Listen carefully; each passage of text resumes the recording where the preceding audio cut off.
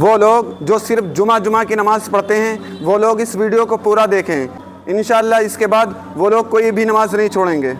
अरे अजानें हो गई हैं, खुतबा शुरू होने वाला है। सब लोग चल के पहले जुमे की नमाज पढ़ लो।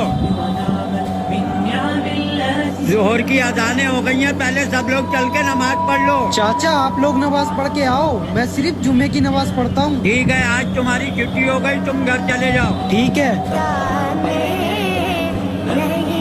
चाचा, आज काम है। आज काम नहीं है, तुम घर जाओ। लेकिन चाचा ये सब लोग तो काम कर रहे हैं, तुम मुझे ही क्यों मना कर रहे हो? कहा ना तुमसे, आज छुट्टी है तुम्हारी, जाओ यहाँ से।